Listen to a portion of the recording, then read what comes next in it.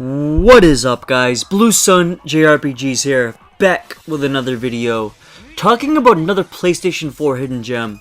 You know, I've been trying to do more of these videos showing off some of the great underappreciated RPGs or underappreciated games in general for the system.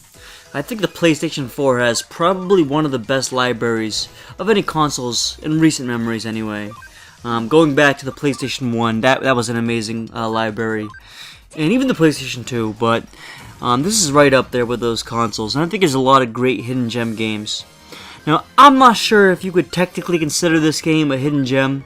It definitely has sort of a cult following to it, but nonetheless, Digimon Story, Cyber Sleuth by Bandai Namco. And you guys know that I love Bandai Namco. They've been doing some awesome stuff over the years.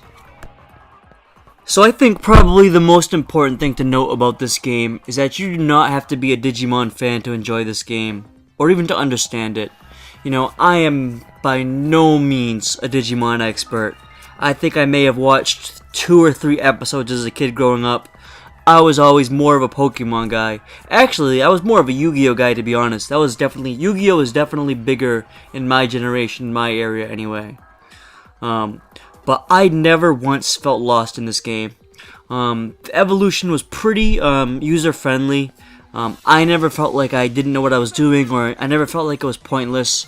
You know, some games that use this type of thing, they just feel like it's kind of a pointless feature that you don't need to do.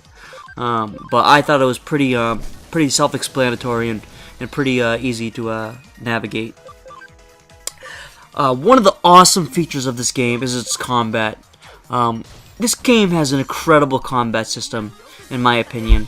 You know, I never felt like the battles took long, if that's the right way, I guess, putting it. I never felt like I wasted, like, minutes at a time fighting a battle. I felt like a lot of these battles I was in and out. And that was pretty good. I mean, I don't want to be sitting around for 30 minutes fighting the same enemy, especially if it's not a boss. I mean, that can get crazy. And that can really break up the story, in my opinion. For me, anyways. I know some people really like that, but for me, I put much less of an emphasis on the actual combat and much more of an emphasis on the actual story. And that leads me to the story. This story, I thought, was pretty damn creative and pretty good as well. You know, I didn't know what to expect. I don't know, for some reason I kind of had the perception that this game was going to be kind of like childish, I guess, or whatnot. I don't know what I was thinking. But the story was definitely pretty interesting. And I thought the characters were pretty good as well, too. There were a lot of twists and turns that I didn't see coming. I'm not sure if you are a fan of the anime or anything like that. If maybe you saw them coming better than I did. But for me, someone from the outside, I was pretty surprised by most of the things that went on. Now, one of the few negatives I would point out is there were a couple of times during the game where I got kind of lost. I didn't know where to go. I know one part in particular, I'm supposed to be trying to introduce myself to everybody in the mall, and I couldn't find anybody. Well, I could find most people. I couldn't find the one person I was supposed to be looking for. And I swear, I went by the place like 3 or 4 times. And I think it was like the 5th time I finally went by it and I finally found the person. And that was just something that was frustrating. It kind of broke up my rhythm of the game. And kind of forced me to stop playing the game for a day. And that's the type of thing that can, like I said all the time, it can really kill games. Whether it be annoying features, bad combat, bad planning, bad design. There are those little things in JRPGs that really throw me off with these games. So it's very important for games to minimize these, obviously.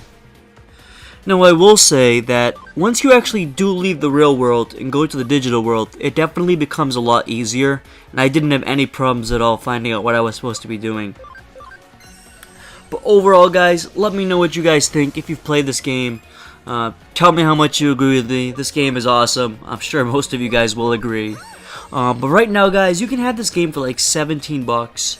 That's a great example of you don't need to break the bank to play great RPGs, especially for this generation. If you're looking to get into RPGs or JRPGs, this honestly might be a pretty good place to start, because I thought it was a pretty fun one for me anyways. But massive thank guys. Hope you enjoyed the video. Be sure to hit that like button and be sure to subscribe. Peace out.